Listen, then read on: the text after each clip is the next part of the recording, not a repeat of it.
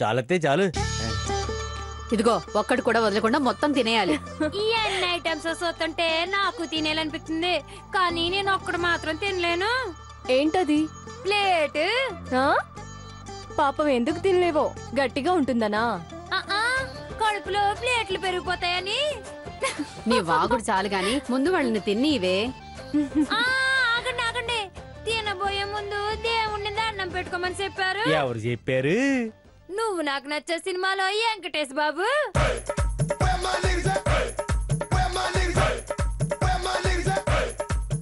ఆహా, ఎప్పుడు చెప్పారమ్మా? నీ ఇంటికి వచ్చి చెప్పాడా? సినిమాకి వెళ్ళినప్పుడు చెప్పాళ్లే. ఒక నిమిషం టైం ఇచ్చారనుకో, మీరందరూ ప్రార్థన చేస్తారో సేరో మీ అందరి గురించి నేనే చేసేస్తాను. అమ్మో. 6 నిమిషం సరేనా?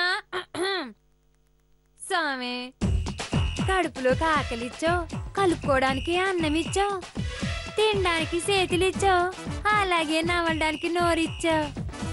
కానీ కడుపులో ఎందుకింత గ్యాస్ ఇచ్చావు? బయట నోరూరే వంట, కడుపులో విపరీతమైన మంట. ఇలా అయితే నేను ఎలా తింటా? అదే కదా నా తంట. దయతో దీవించమంట. అయ్యక నేను ఉంటా సామి. తినండి. అదేటి పేదన వరకు ఆగలేదా? నోట్లో అన్నం పెట్టుకున్నాం కదా, ఇక దండమే పెట్టుకుంటాం.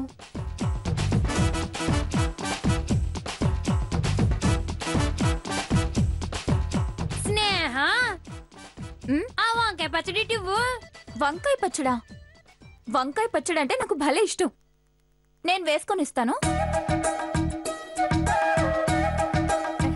ఇంకొంచెం వేసుకో, ఇష్టం కదా.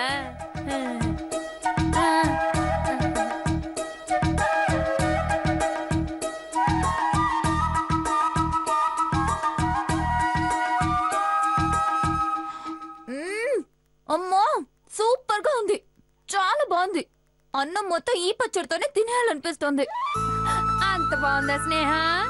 మా అమ్మ ఏం చేసినా అంత అద్భుతంగా ఉంటుంది. నిజమే, కాకపోతే ఈ పచ్చడి చేసింది అమ్మగారు కాదు, నాయుడు బావా.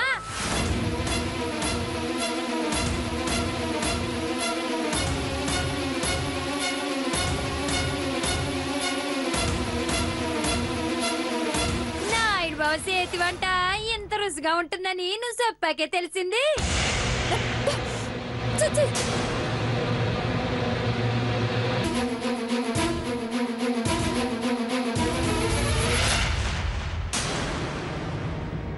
కారం తక్కువ ఉప్పు ఎక్కువ అయినప్పుడే అనుకున్నాను ఇది మా అమ్మ చేయలేదని.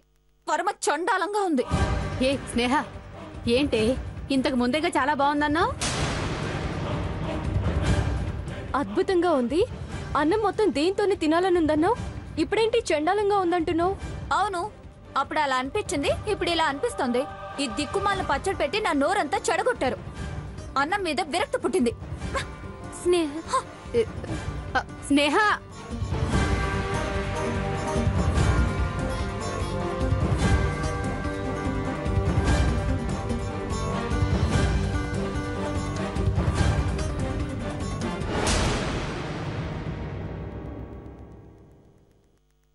సరే సరే, మీరు తింటూ ఉండండి, నేను ఇప్పుడే వస్తాను.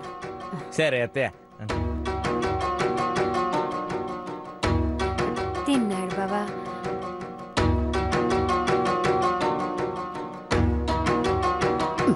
ఏంటి నువ్వు చేసిన పని? అలా నోటుకొచ్చినట్టు మాట్లాడొచ్చేస్తే నాయుడు బావ ఎంత బాధపడతాడో తెలుసా? అతను పచ్చడి చేశాడని తెలిసి అలా మాట్లాడడంలో అర్థమేమిటి?